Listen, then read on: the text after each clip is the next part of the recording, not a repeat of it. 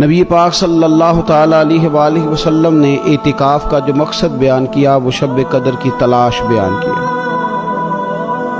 اعتکاف سے مراد یہ ہے کہ انسان سارا کچھ چھوڑ چھاڑ کے اللہ تعالیٰ کے گھر میں اس کی عبادت کے لیے، اس کو راضی کرنے کے لیے بیٹھ جائے، اور 10 دن جب وہ مسجد شریف میں حاضر رہتا ہے تو حضور صلی اللہ تعالیٰ علیہ وسلم فرماتے ہیں اللہ تعالیٰ اسے 2 حج اور 2 عمرے کا ثواب عطا کرتا ہے۔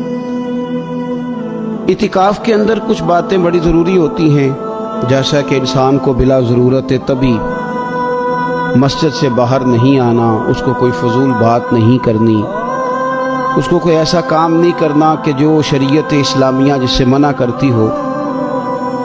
اس کے ساتھ ساتھ کچھ اعتکاف کے آداب بھی ہیں کہ اس نے 10 دن مسجد کے اندر رہنا ہے تو آخر اس نے کرنا کیا ہے۔ ہمارے ہاں لوگ مسائل پوچھ لیتے ہیں اور مسائل پوچھنے کے بعد پھر ان کی گنجائش سے بہت زیادہ فائدہ اٹھاتے ہیں۔ اس میں کوئی شک نہیں ہے کہ باہر سے آنے جانے والے آدمی کے ساتھ آپ گفتگو کر سکتے ہیں، ضرورت کے تحت آپ ٹیلی فون پر بھی بات کر سکتے ہیں، لیکن اس کو اگر آپ نے یہی کام کرنا تھا اور بہت زیادہ وقت اسی پر ضائع کرنا تھا تو پھر تو آپ پہلے سے باہر موجود تھے۔ اعتکاف میں آنے کا مقصود تو اللہ کی عبادت ہے۔ اعتکاف میں جب آپ آ گئے تو اس کا مقصد ہے کہ آپ کچھ دنوں کے لیے لوگوں سے کٹ کے اللہ کی بارگاہ میں حاضر ہو، آپ نے اپنے رب کو راضی کرنے کا ارادہ کر لیا۔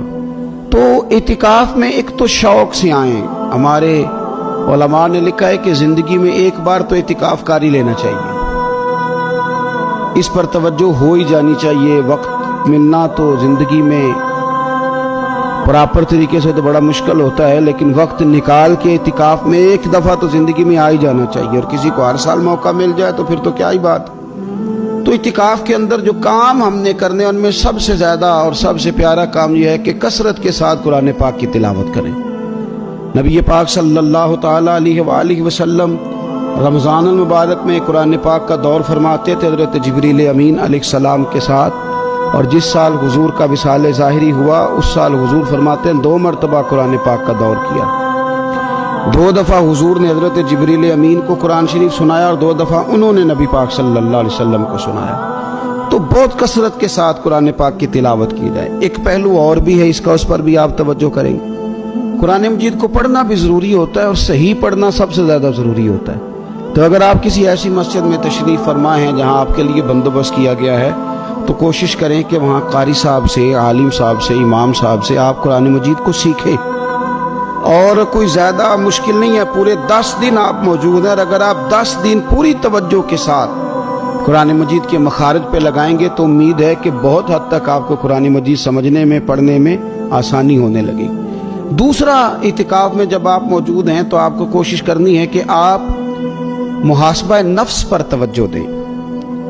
آپ اپنے اوپر غور کریں، زندگی میں کون سی ایسی غلطیاں ہیں جو جان نہیں چھوڑنی، ان کی کس طرح کر کے اصلاح کی جا سکتی ہے، کون سے ایسے کام ہیں جو میں کرتا ہوں تو اس غلطی میں زیادہ مبتلا ہو جاتا ہوں، اور کون سی ایسے کام ہیں، کون سی ایسی جگہ ہیں جہاں میں جاتا ہوں تو میرا ان غلطیوں سے نکلنے میں مجھے وہ جگہیں اور وہ کام مددگار ہوتے ہیں۔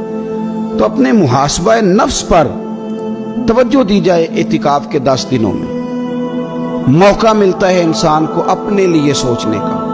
حضرت مجدد الفسانی شیخ احمد فاروق سرہندی رحمۃ اللہ تعالی علیہ سے کسی نے پوچھا تھا کہ دنیا میں خوش نصیب شخص کون ہوتا ہے، تو فرمایا جسے دید قصور حاصل ہوتی ہے۔ حضور دید قصور کیا ہوتا ہے؟ فرمایا جسے اپنی غلطیاں نظر آنی شروع ہو جائیں۔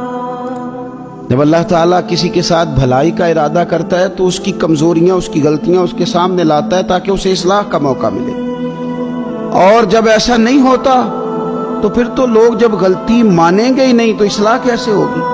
تو اعتکاف کے 10 دنوں میں محاسبہ نفس پر خاص توجہ دیں، اپنی زندگی میں اپنا حساب کریں، اپنا حساب۔ اور جناب عمر فاروق رضی اللہ تعالیٰ عنہ کی وہ روایت ہمیں بتاتی ہے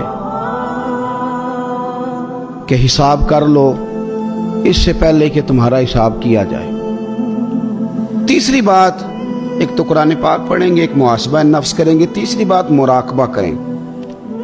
کچھ دیر کے لیے بیٹھیں، یہ غور کریں کہ رب تعالیٰ نے ہمیں نعمتیں کتنی عطا فرمائی ہیں، پھر یہ غور کریں کہ ان نعمتوں کے بارے میں، ان نعمتوں کے ساتھ ہماری عبادت کتنی ہے، ہمارا شکر کتنا ہے۔ زندگی اپنی کا حساب لگائیں، غور کریں کہ کتنا کچھ ہے جو ہمیں محنت سے ملا ہے اور کتنا ہے جو بغیر محنت کے ملا ہے، اور کون سی ایسی نعمتیں ہیں جن کا ہم نے شکریہ ادا کیا اور کون سی ایسی ہیں جن پر ہم نے کبھی توجہ ہی نہیں کی کہ یار یہ تو بہت بڑی نعمت ہے جو اللہ نے ہمیں عطا کی ہوئی۔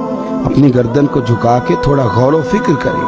تفکر کا درس دیا ہے قرآن پاک نے، بار بار کہا ہے تفکر کرو، غور کرو، تدبر کرو، تو یہ ہمیں موقع میسر آتا ہے۔ چوتھی بات، اعتکاف کے دنوں میں اپنے رب کریم کے ساتھ اپنی توجہ کو لگائیں۔ قرآن حکیم نے جو کہا نا کہ رب کی عبادت اس طرح کرو کہ تمہیں نا یقین حاصل ہو جائے، کھل کر اس کی بارگاہ میں سجدے کریں، دعائیں مانگیں۔ ہمارے صوفیہ فرماتے ہیں کہ ایک وقت آتا ہے کہ انسان کو خود اطمینان قلبی نصیب ہو جاتا ہے، اسے محسوس ہوتا ہے کہ واقعی میرا رب مجھ سے راضی ہے، اسے محسوس ہونے لگتا ہے کہ میں اپنے مالک کے قریب چلا گیا ہوں۔ وہ اس کثرت سے نفل پڑھتا ہے، اس ذوق کے ساتھ وہ اس کی بارگاہ میں دعائیں کرتا ہے، اس شوق کے ساتھ وہ تلاوت کرتا ہے، خود محسوس کرنے لگتا ہے کہ اب میرا دل لگنے لگ گیا ہے، اب میں دعا مانگتا ہوں تو مجھے لگتا ہے کہ قبولیت میری دعاؤں کے قریب آنے لگی ہے۔ اللہ نے ہمیں یہ موقع دیا ہے کہ ہم خوب اس پر توجہ کریں۔ پانچویں بات اعتکاف والوں کی خدمت میں یہ عرض کرنی ہے کہ پورے 10 دن ہمارے پاس موجود ہوں گے اور ہم نے مسجد میں ہونا ہے، تو کیوں نہ ایسا کریں کہ از اول تا آخر، صبح سے شام تک ہم ہر وہی کام اسی طریقے سے کرنے کی کوشش کریں جو طریقہ ہمیں رسول پاک نے عطا فرمایا۔ ہمارا کھانا پینا، سونا جاگنا، بولنا حضور کی اتباع میں لے آئیں۔ ہم ان 10 دنوں میں ہم پریکٹس کریں کہ ہم نے سنت کے مطابق، حضور کے طریقے کے مطابق سارے کام کرنے۔ آپ اگر یہ ارادہ کریں گے تو پتہ ہے مدینے والے محبوب علیہ السلام نے فرمایا جس نے میری ایک سنت کو زندہ کیا گئے گزرے دور میں رب اسے 100 شہیدوں کا ثواب عطا فرمائے۔ تو اتنا اعزاز ہے۔ تو ان 10 دنوں میں ہونا بھی مسجد میں ہے، ہونا بھی باوضو ہے، تو کیوں نہ سارے کام سیکھا جائے، پڑھا جائے اس سے پہلے کہ کھانا کس طرح کھانا سنت ہے، اور کس طرح بیٹھ کے کھانا سنت ہے، اور پھر کس طرح کر کے گفتگو کرنا حضور علیہ السلام کا مقدس طریقہ تھا، وہ کس طرح سے پھول جھڑتے تھے جن سے لوگ فیض حاصل کرتے تھے۔ تو اعتکاف میں اپنی مصروفیات کو ان 5 کاموں میں لگائیں۔